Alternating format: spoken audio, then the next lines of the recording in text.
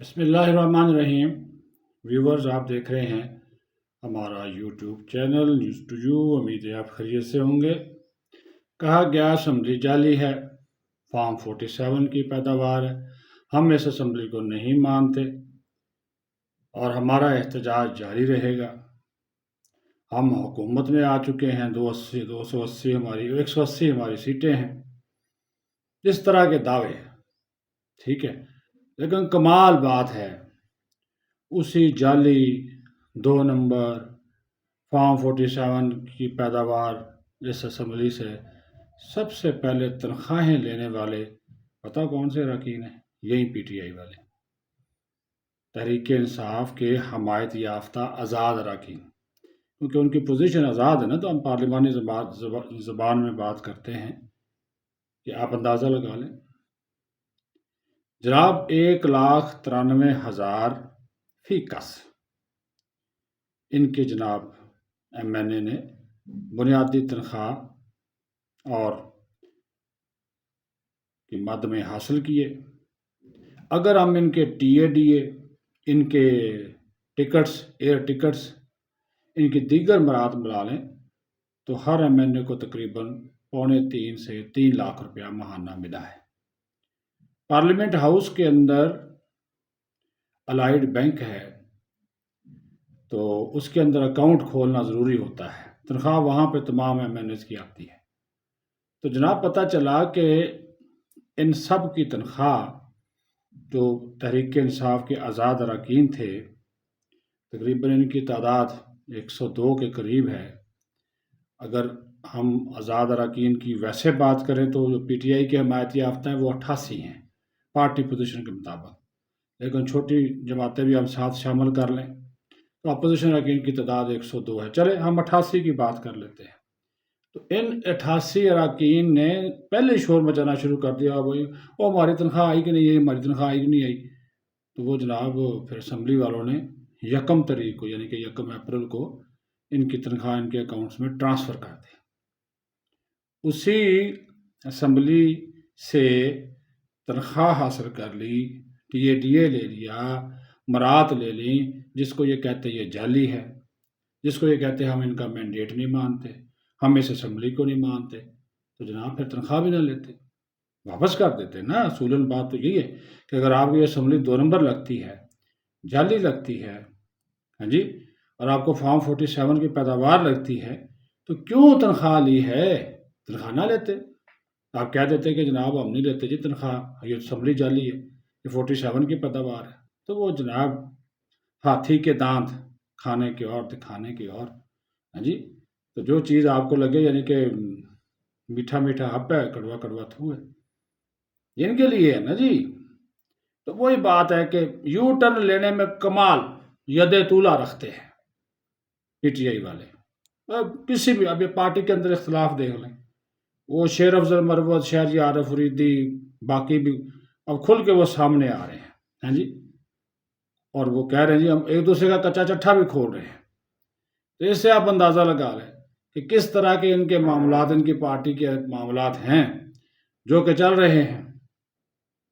تو اسی اسمبلی سے جناب تھبنچو کس کو برا لگتا ہے؟ تو تھبنچو انہوں نے لے لیا، اپوزیشن لیڈر بن گئے عمر ایوب جناب، سٹاف بھی مل گیا، گاڑی بھی مل گئی، وفاقی وزیر کے برابر عہدہ بھی مل گیا، بلے بلے بھی ہوگی، کیا بات ہے، نہ لیتے نا جی۔ یہ 47 کی پیداوار ہے یہ اسمبلی۔ میں بار بار اس وجہ سے کہہ رہا ہوں کہ آپ لوگ کہتے ہیں اس کے اوپر احتجاج کرتے ہیں یہ پی ٹی آئی والے، تو یہ وہ باتیں کریں، اصول، نظریہ، انصاف، قانون کی حکمرانی، جو کہ خود اس کے اوپر عمل پیرا ہوں، وہ اس کی بات کریں۔ لیکن جب خود ہی قانون کا اور انصاف کا اپنے پیمانہ اپنے لیے الگ رکھا ہوا ہے، دوسروں کے لیے الگ رکھا ہوا ہے، تو یہ انتہائی غلط بات ہے، افسوسناک بات ہے۔ دوسری جو ہم بات کریں وہ بھی بڑی امپورٹنٹ ہے کہ جناب والا 9 مئی کے واقعات، بغاوت، پکڑے گئے لوگ، ٹرائل ہوا، کچھ فوجی عدالتوں میں مقدمات چلے، پھر عدالت میں چلے۔ ہمارا عدالتی نظام بڑا بوسیدہ ہے، انصاف کی فراہمی میں سالوں سال لگ جاتے ہیں، لوگوں کو انصاف نہیں ملتا۔ دادے کے زمانے کا کیس پوتے کے زمانے میں حل ہو رہا ہوتا ہے۔ یہ مثالیں ہمارے سامنے موجود ہیں، لوگ قبر میں چلے جاتے ہیں، اور اس کے لیے عدالتی اصلاحات وقت کی انتہائی ضرورت ہے۔ ابھی جناب کچھ لوگوں کا ٹرائل ہوا، ملٹری ٹرائل فوجی عدالتوں میں، لیکن سپریم کورٹ نے کہا کہ جن کے خلاف شواہد نہیں ہیں ان کو رہا کرے، تو پتہ چلا ہے کہ 8 سے 9 لوگ جو ہیں وہ رہا کر دیے گئے ہیں، جن کے اوپر براہ راست یہ الزام ثابت نہیں ہو سکا تھا کہ وہ براہ راست ملوث تھے۔ لیکن فوجی عدالتیں کوئی آسمان سے تو نہیں اتری، وہ پاکستانی قانون کے مطابق ہی بنی ہوئی ہیں، لیکن ان کا پروسیڈنگ کا ایک اپنا طریقہ کار، وہ بھی کسی بے گناہ کو سزا نہیں دیتے جب تک مکمل شواہد نہ ہوں، ادروائز تو پھر یہ چھوڑ دیتے نا سب کو۔ ان کے پاس شواہد ہوں، ان کے پاس ثبوت ہوں، ان کے پاس وہ دستاویزات ہوں، اس کی بنیاد کے اوپر۔ لیکن وہ بغاوت تھی کیا، کس نے اس کو پلان کیا، فائدہ کس کو ہوا، نقصان کس کو پہنچانا مقصود تھا، وہ ساری باتیں آ چکی۔ ایک کرکٹ کے میدان کا کھلاڑی کپتان اس کو لا کر مسلط کر دیا، جی میرے اور آپ پہ کہ یہ آپ کا مسیحا ہے، یہ انقلاب لے کر آئے گا۔ وہ پھر آزادی کا نعرہ لگا، پھر ریاست مدینہ کا نعرہ لگا، ہاں جی، اور پھر ہم نے کیا کیا منظر اپنی آنکھوں کے سامنے نہیں دیکھے۔ کوئی ریاست مدینہ بنی، کوئی وزیر اعظم ہاؤس سائنس اینڈ ٹیکنالوجی کی یونیورسٹی بنی، کوئی گورنر ہاؤسز میں خواتین کی یونیورسٹی بنائی گئی۔ کیا عمران خان نے جو دعویٰ کیا تھا کہ میں 2 میرے ملازم ہوں گے، 2 میرے ڈرائیور ہوں گے، 2 گاڑیاں لوں گا، بس ایسا کیا؟ وہ تو ہیلی کاپٹر پہ آتا تھا جناب، 55 روپے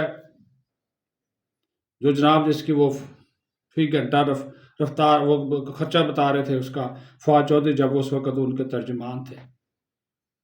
یہ سب تو گھونسلے ہوتے رہے، اس قوم کے ساتھ مذاق ہوتا رہا، کھیلتے رہے اس قوم کے جذبات کے ساتھ، جو بھی آتے ہیں کھیلتے ہیں۔ سلیکٹرز نے بھی مزہ چکھ لیا اس کو سلیکٹ کر کے، ان کو بھی سمجھ آ گئی۔ تو یہ سیلیبریٹی بن کے، سیلیبریٹی اور ہے، انسان اپنے آپ سے نکل جاتا ہے، وہ اپنے آپ کو پتہ نہیں، وہ جو سیلیبریٹی بن جاتا ہے نا جی، وہ کسی کو، وہ اپنے آپ کو عجیب ہی مخلوق سمجھتا ہے، پھر اس کی وہ سوچنے سمجھنے کی جو صلاحیتیں ہوتی ہیں وہ دم توڑ دیتی ہیں، ناپید ہو جاتی ہیں۔ یہی حال اس سیلیبریٹی کا، اور اس سے سیلیبریٹی کے بہت سارے فین ہو گئے، وہ سیلیبریٹی پھر آپ کا حکمران بن گیا، اور آج جو ملک جس دوراہے پہ کھڑا ہے اسی کی وجہ سے ہے۔ معاشی طور پر ہم تباہی کے دہانے پر ہیں، وہ آج بھی ملک دشمنوں کے ہاتھوں میں کھیل رہا ہے، باہر بیٹھی لابیز اس کے پیچھے ہیں، جس کی وجہ سے اس کی سہولت کاری بھی جاری ہے۔ موج ہے جناب، موج ہے، 7 سیلز پر مشتمل، جس میں 35 لوگ رہ سکتے ہیں، ایک اکیلا یہ کپتان رہ رہا ہے، اسپیشل کچن سے کھانا پکتا ہے، 12 جناب لاکھ روپیہ ماہانہ خرچہ آتا ہے، ہاں جی، واک کے لیے، جم کے لیے الگ ہے، موجیں لگی ہوئی ہیں۔ یہ ملزم جو تو اس کو VIP جیل کا درجہ ہے، اس کے لیے تو بھائی جیل بھی محل ہے اس کے لیے، 14 بندے سیکیورٹی کے اوپر ہر وقت وہاں پہ تعینات رہتے ہیں۔ تو ملک کو دیا کیا؟ سوائے نقصان کے، معاشی تباہی کے، اور دنیا میں ہمارا جو اس وقت مقام ہے وہ آپ کے سامنے ہے۔ اللہ پاکستان کی حفاظت فرمائے، ہم تو دعا ہی کرتے ہیں۔ پاکستان زندہ باد۔